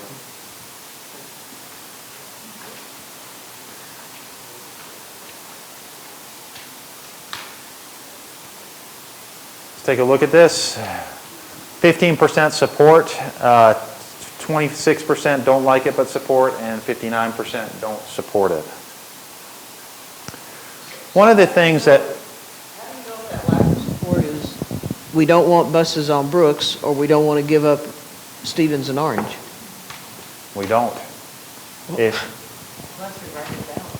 you write it down, however, that can give us some clarification on that. This same question was asked in the online survey, and people are writing down why they're answering one way or the other. So we are getting an idea of why it is. One of the things we heard when we first presented this to what we call it an advisory committee for this operational analysis, they said this alternative is very radical. It cuts off a lot of people. We need to take a step back and say, how can we add back some coverage to the folks who would be very negatively affected as a result of this? And so we went back to the drawing board with this and looked at adding back service in several different areas. And I'm going to walk through what these might be. We'd be looking at adding, as a part of the enhanced focused inward alternative, which will require some additional dollars, and I will go into that on the next slide. But it would have 2 trips in the morning and 2 trips in the afternoon up Rattlesnake on Route 5. They have 2 trips in the morning and 2 trips in the afternoon on Route 11 out to the South Expressway. They would have 2 trips in the morning and 2 trips in the afternoon on a truncated Route 9 that would serve the 3rd corridor and all the way out to Reserve. And it would also provide 4 trips in the morning and 4 trips in the afternoon from the University of Montana out to South Hill to serve both the Whitaker Loop on South Hill as well as the Garrett, the current Garrett and 23rd Loop that Route 12 makes. And that would be every 45 minutes for 3 hours in the morning peak and 3 hours in the afternoon peak. So as an option, we'd be looking at having limited morning and afternoon services on those 4 routes. Routes 5, Rattlesnake, Route 9, a truncated target range, Route 11, the Expressway, and Route 12, the South Hill route. In addition to this, we'd be looking at addressing one of the things that we heard as part of our outreach process as one of the highest priorities, which is later evening service. And so in this alternative, as part of the option to enhance the focus inward alternative, we'll be looking at operating routes 1, 2, 6, and 7 until 10:30 at night, which is 3 hours later than what it operates right now. This option will require approximately $580,000 extra to operate. It would increase ridership by an additional 14% over the existing 14% increase we're projecting for the focus inward alternative. So with that, the question is this an option by adding back services to routes 5, routes 9, truncated Route 11 and Route 12, plus adding night service? Would this change the level of support that you have for this alternative? Still nothing on Orange and Stevens, right? Pardon me? Still nothing going down Orange and Stevens. Still nothing going down Orange and Stevens in this alternative. Excuse me? So, yes.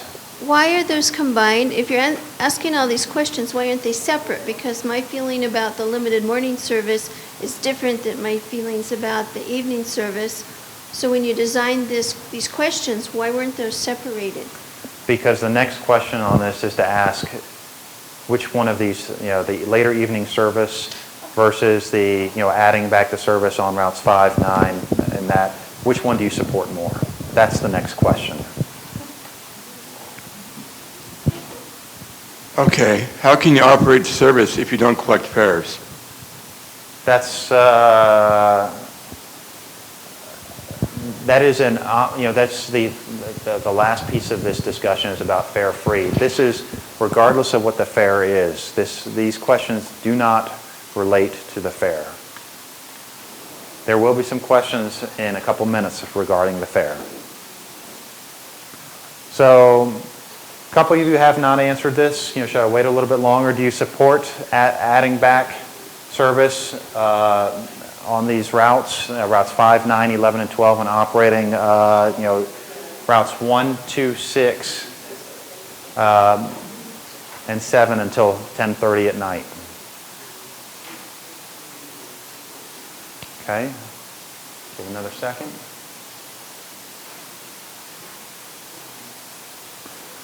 And we'll see this right now is 72% support this enhancement, and 28% do not support this enhancement.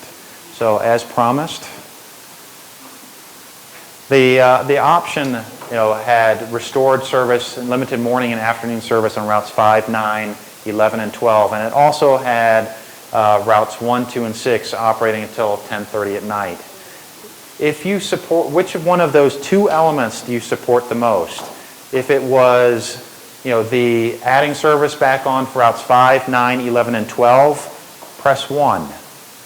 If it was adding later evening service on routes 1, 2, 6, and 7, press 2.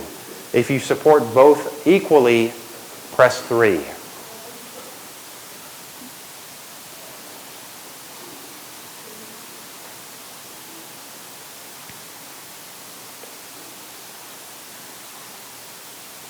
Okay. Everybody, 37% support the more frequent, the putting service back. 29% like the later evening service, and 34% support both equally. So I'm going to change. This is you were a little bit ahead of yourself in this question. It's talk a little bit about how fares can accomplish some of the same goals of enhancing ridership in a system. In a fare-free system, it's a different way to grow ridership. Several communities across the country use fare-free service where they do not charge a fare to people getting on and off a bus throughout the country. And primarily, it tends to be in smaller communities that have a university presence. Corvallis, Oregon just went to fare-free a year ago. Logan, Utah has been fare-free for the past 20 years. And Chapel Hill, North Carolina, which is where the University of North Carolina is. I should add Corvallis is where Oregon State University is. Logan, Utah is a town almost identically sized to Missoula, has Utah State University. And Chapel Hill, North Carolina has University of North Carolina associated with it. Ridership increased dramatically in both Corvallis and Chapel Hill when fares were eliminated. And so the question is, if we talk about the goals of enhancing ridership, taking a look at how do we get more people to ride, it's one of the things, we took a preliminary look at what this would mean to Missoula. And going fare-free will cause ridership to jump, by our estimates, by approximately 20 to 25% over existing levels. Fare revenues currently account for approximately $430,000 in revenue. So, if we were to go to a fare-free service, then those dollars would have to be made up someplace else. And so through another funding source. So the question is, we have not spent a whole lot of time going through a detailed analysis on what some of the operating impacts would be, what some of the capacity impacts of this would be. But it's really a question, is this something we should explore further? We have some very preliminary results on this. Is this something we should explore further? So the question here is, should Mountain Line give further consideration to operating fare-free? And 1 is yes, 2 is no. And several of you have questions. Right here. Did you take into account in these numbers that the university students already ride fare-free? Yes, we did, because normally, if we look at what happened in Corvallis, ridership went up by over 40%. And one of the reasons where we lowered the percentage of what the anticipated numbers were to account for the fact that downtown employees as well as students have a fare-free pass already. Yes. Have you ever been to Chapel Hill, North Carolina, and do you know what kind of university that it is? I grew up in Durham, North Carolina, so yes, I do. No, pardon me. Well, I can just get like that too, sir. No, I'm being serious though. I am being very serious. No, yes, I realize what Chapel Hill is like. I just came on Monday. I came from Logan, Utah, and did a presentation to their board. No, I'm talking about fare-free in Chapel Hill, North Carolina. Explain to these people what kind of university Chapel Hill is? It It's is, a medical hospital on-campus university. and parking is severely limited there, and it is high cost to park there as well. $10 a day. Yeah. $10 a day. Should I mention anything else? I'm trying to think. Parking is severely limited there, much more so than here. Okay.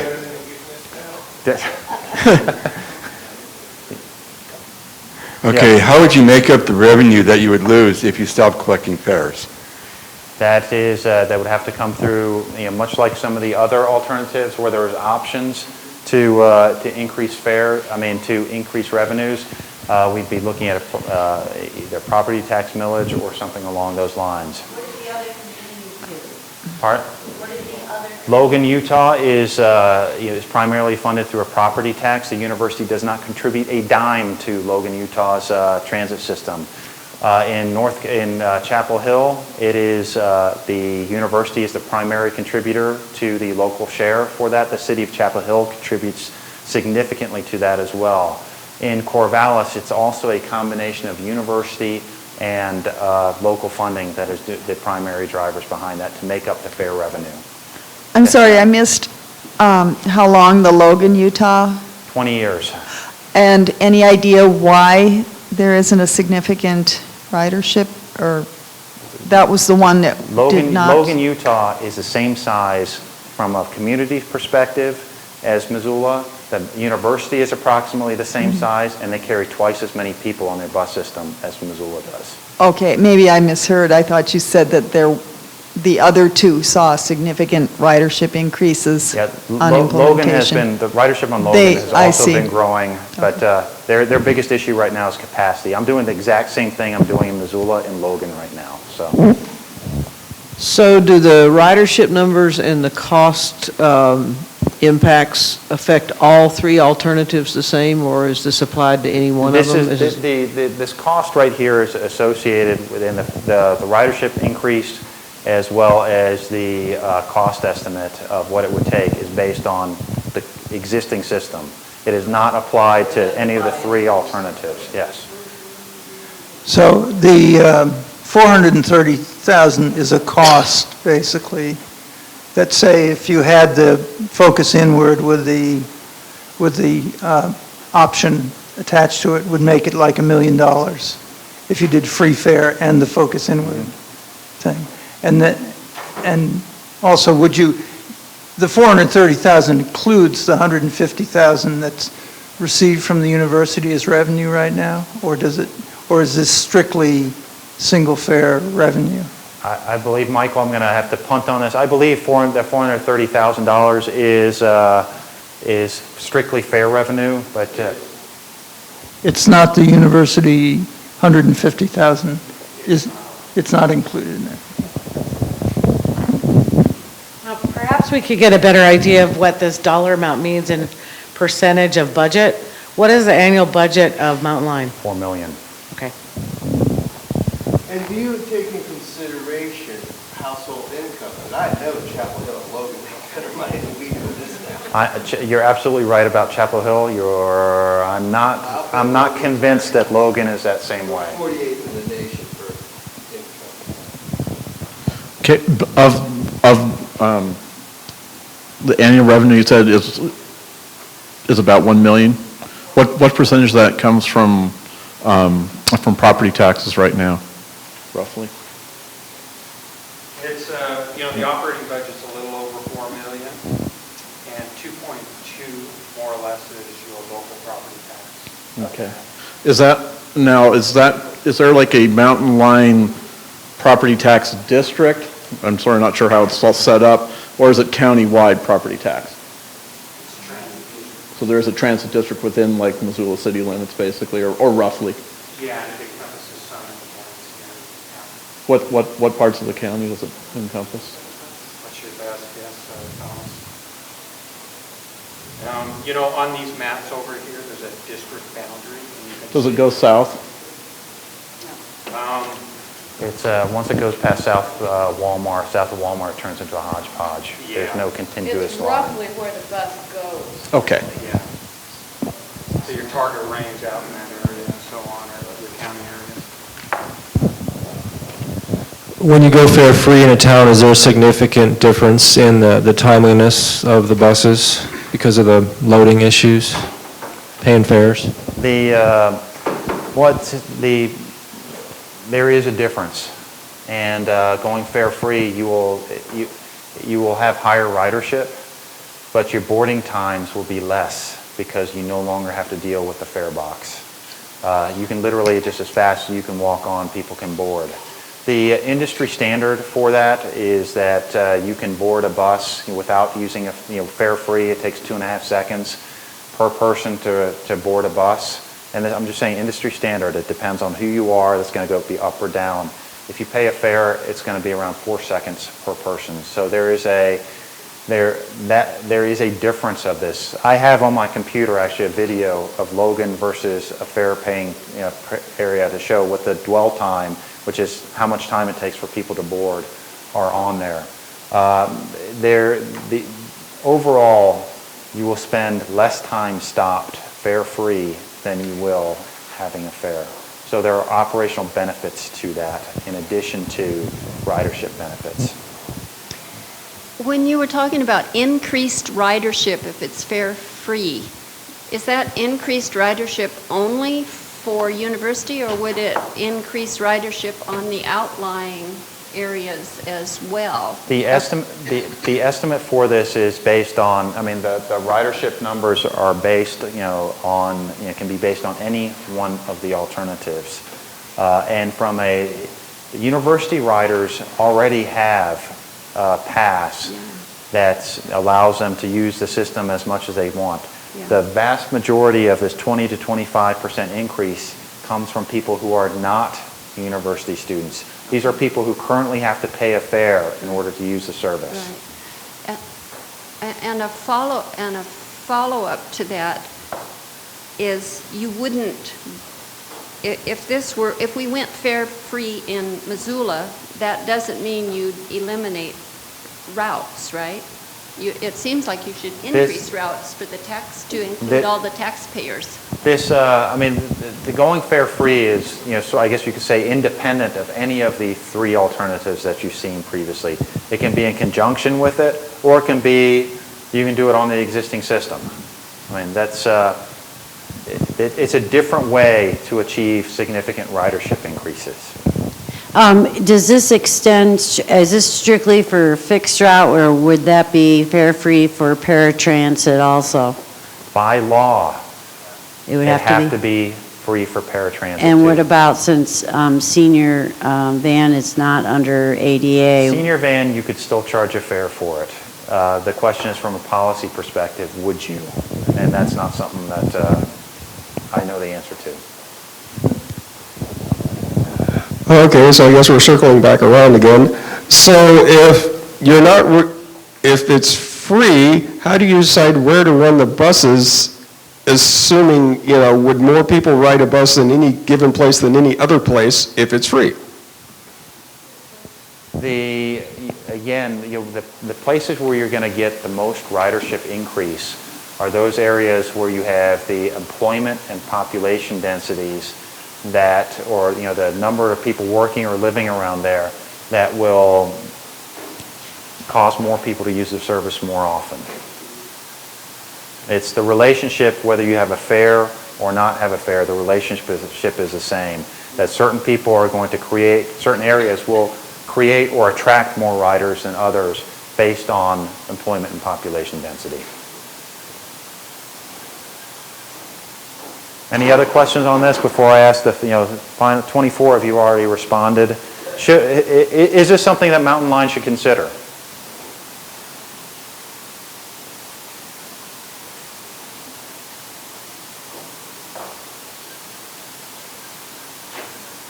Okay, another second or two. All right. 70% of you said yes, and 30% of you said no. So, first of all, I want to thank you very much for helping us out with some very difficult and challenging alternatives and nuances with this. I want to talk to you a little bit about next steps. we're looking at creating a preferred alternative based on the feedback. Based on what we've heard so far, this is, when we put this together, we had anticipated having a draft document ready by mid-April. Based on some of the feedback we've received over the past couple of days, I'm not sure that we don't have to go back to the drawing board a little bit to take into account what we've heard as a part of this. So the draft, this says right here, a draft document will be done by mid-April. I'm going to suggest that that's going to be pushed back at least a month before we're going to have a draft document ready. But we will be looking at having a draft plan ready in May that will be made. A presentation will be made to the board. I want to encourage you to just a note that none of the alternatives that you see right here, that none of those are going to happen tomorrow. None of those are going to happen next week, and they're not going to happen next month. It's at least 6 months after the board adopts a plan that any of these changes could come into implementation. And the board, if they adopt a plan, it is only they're adopting a plan. Before any specific route changes are made, a hearing process must be gone through where there will be further opportunities to comment on any of the changes that would be proposed for that. So that from a timeline perspective, yes ma'am. I don't mean to interrupt, but I came here to find out about Route 4. You have made many comments about getting rid of Route 10 and all the other routes, doing this and that. You have not said one thing about Route 4 other than one time that you said it would be deleted. And the alternative, in the business as usual alternative, Route 4 would stay as is. The alignment would stay as is. In the efficiency alternative, Route 4 would stay as is and run the same frequency on weekdays as it does today, and would run hourly on Saturdays. On the focus inward alternative, Route 4, that is the one alternative that significantly affects Route 4. It would look at truncating Route 4 at East Missoula and not extending out to Bonner.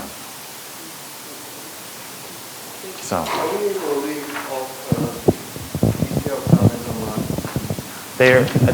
There's two different ways. You can either leave detailed comments on the comment sheets right here. Many of the questions, almost all the questions you've seen today, there's a couple of differences, are on the online survey. Under each question, there's also a line that says why. And you can, there's 180 responses so far to that right now. I've read all the responses thus far on every one of the questions. And I really, if you do answer, choose to answer the online question, the why gives us an idea, insight of why you're answering the question one way or the other. So the answer is yes, you do have that opportunity. One of the comments I had, you talk about the bus being late. I think getting screwed by it being early, which is, I work out the Palmer complex. That bus comes flying by and sits, Well, you're going to try to get out there. You don't always have a 15, 20-minute window to go out there and hang out until it comes. I mean, not all the time, but at least once a week I'll be going out, and there it goes. And it's supposed to be there, let's say, at 3:57, so you figure you'll be there at 3:55, and it went by at 3:45, because you get there and wait. Yeah. And I'm hoping that some kind of realignment will fix things. Plus, originally it went the other direction, so there's a nice place to stand out of the weather to catch the bus out front in the old way. But now you have to cross the street back and over to catch the bus. Yeah. So I'll put that on. Yes, sir. Yeah, thanks. A couple of the add-ons or enhancements that you looked at, for instance, the evening service, looks like it could potentially be compatible with other alternatives besides just the enhancement. Is that something maybe in the future that the system might consider? Yeah, absolutely. And we were looking to see, rather than having an add-on for each one, to try to see that those 4 bus routes, adding in those 4 bus routes, could absolutely happen in any one of the alternatives.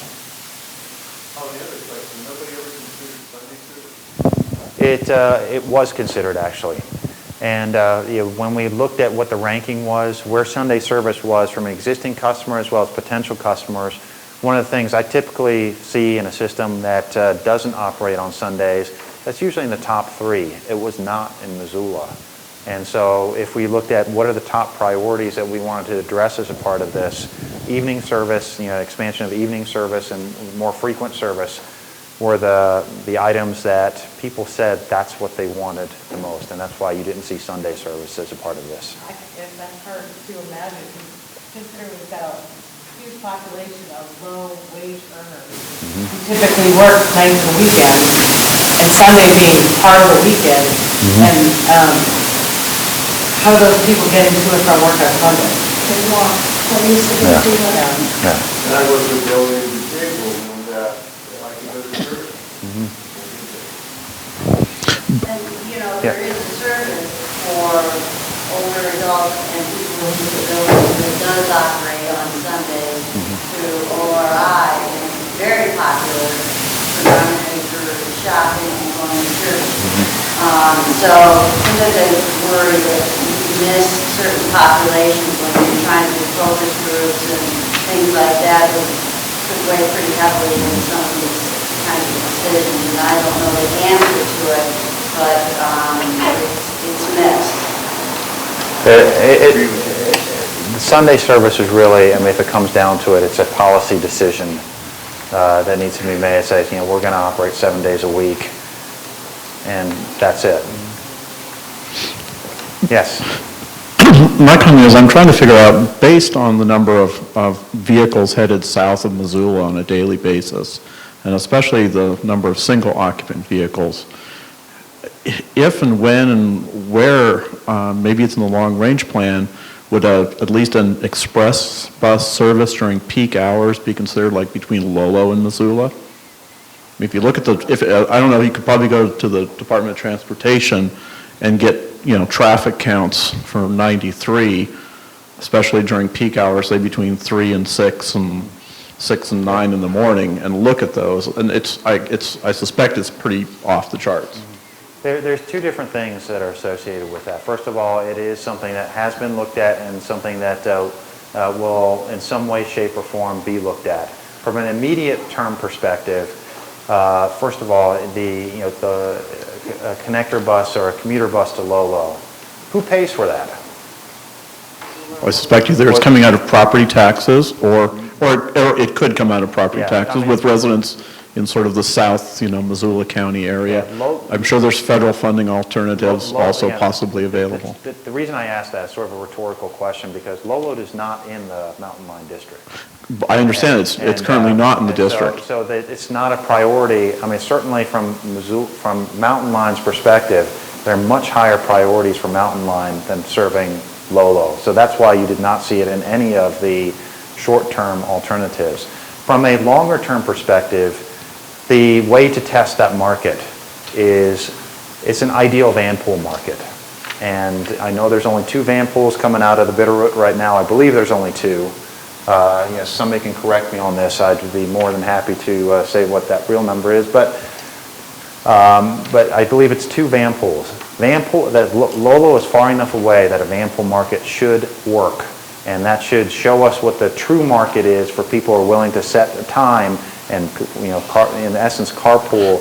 And do those van pools operate on a regular schedule like a bus would right now? Yes, they would. That's how they work. And they go like to the downtown transit mall? They could either go to the, pass by the university, drop people off at the university, and go end in downtown and park downtown. And in the afternoon, they leave at the same time every day and pass by wherever they need to pick up people on the way back in. So some kind of express service basically has not been considered, but could be considered in the future.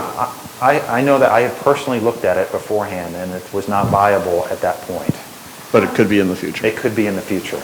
But so please, you hit it right, which is in the short term, maybe not, but in the longer term, with something definitely we need to look at. Literally, the traffic is backing up. Yeah. The volume of traffic for that road system is reaching a critical capacity during peak rush hours. And we've heard that repeatedly. And when we did the public outreach in October, one of the top, we had some open-ended questions. Service to Lolo came up again and again and again.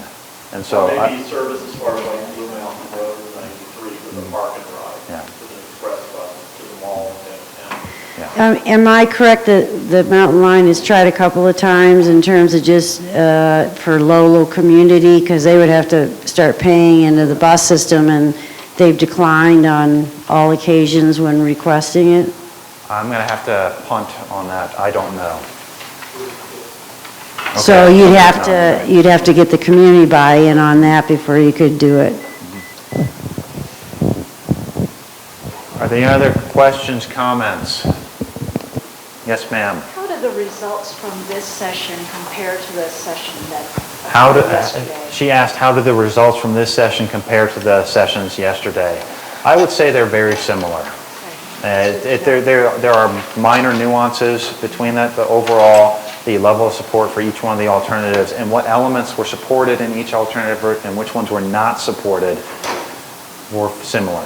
Follow-up question.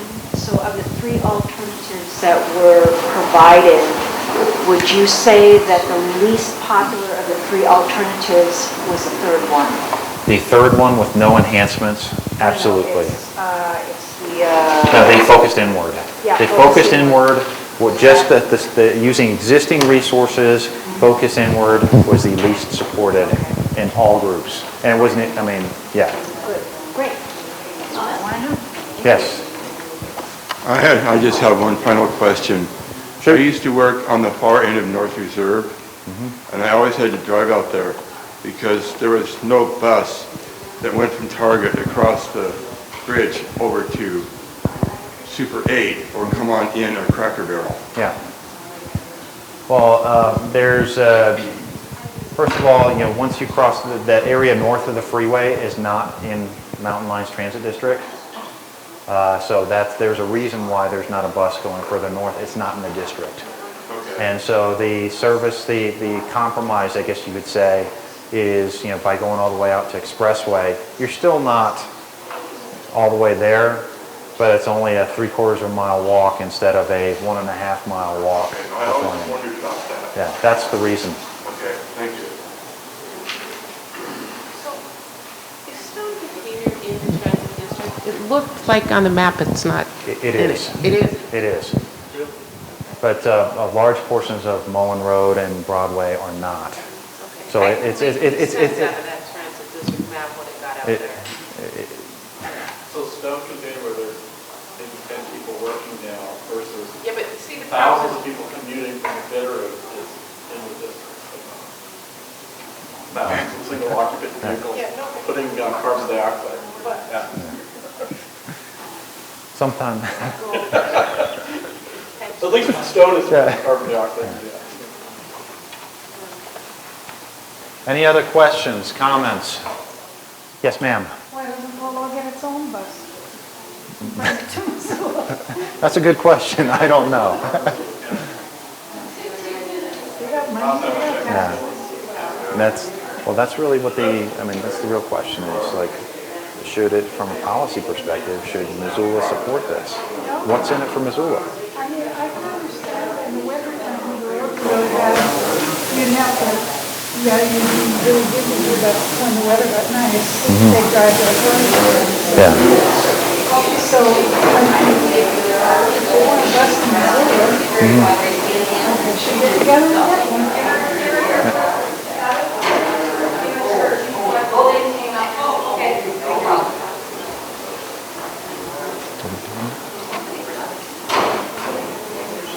I guess we're done. Who do we turn these into?